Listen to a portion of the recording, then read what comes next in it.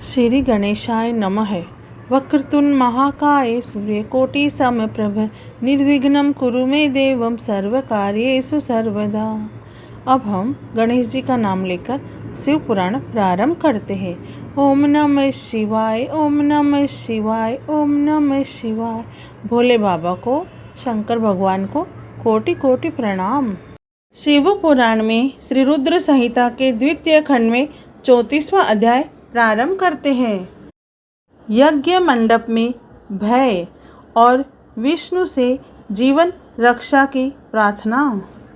ब्रह्मा जी बोले, हे नारद, जब वीरभद्र और महाकाली की विशाल चतुरंगिनी सेना अत्यंत तीव्र गति से दक्ष के यज्ञ की ओर बढ़ी तो यज्ञोत्सव में अनेक प्रकार के अपशकुन होने लगे। वीरभद्र के चलते ही यज्ञ में विध्वंस की सूचना देने वाला उत्पात होने लगा। दक्ष की बाईं आँख, बाईं भुजा और बाईं जांघ फड़कने लगी। वाम अंगों का फड़कना बहुत अशुभ होता है। उस समय यज्ञशाला में भूकंप आ गया। दक्ष को कम दिखाई देने लगा।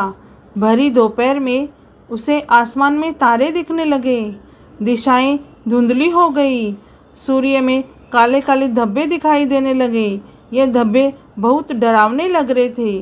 बिजली और अग्नि के समान सारे नक्षत्र उन्हें टूट टूट कर गिरते हुए दिखने लगे। वहाँ यज्ञशाला में हजारों गिद्ध दक्ष के सिर पर मंडराने लगे। उस यज्ञ मंडप को गिद्धों ने पूरा ढक दिया। वहाँ एकत्र गीदड़ बड़ी भयानक और डरावनी आवाज़ें निकाल रहे थे। सभी दिशाएं अंधकार में हो गई थी। वहाँ अनेक प्रकार के अपशकुन होने लगे। फिर उसी समय वहाँ आकाशवाणी हुई, ओ महामूर्ख दुष्ट दक्ष, तेरे जन्म को धिक्कार है। तू बहुत बड़ा पापी है। तूने भगवान शिव की बहुत अवहेलना की है। तूने देवी सती, जो कि साक्षात जगदम्बा का रूप है, का भी अनादर किया है। सती ने तेरी ही वजह से अपने शरीर को योगाग्नि में जलाकर भस्म कर दिया।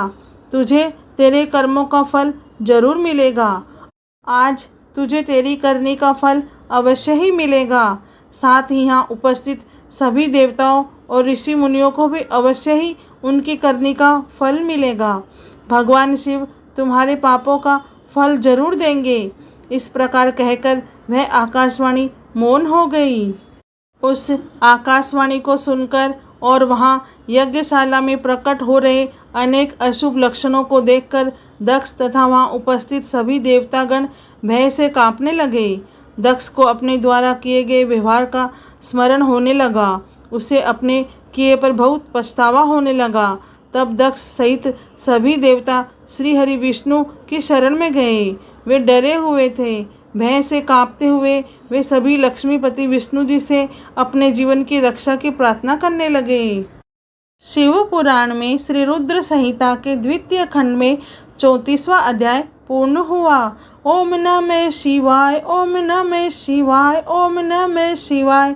हे भोलेनाथ, हे शिव शंभु, हे माता पार्वती, आपको कोटि कोटि प्रणाम और कोटि कोटि धन्यवाद। जय भोलेनाथ।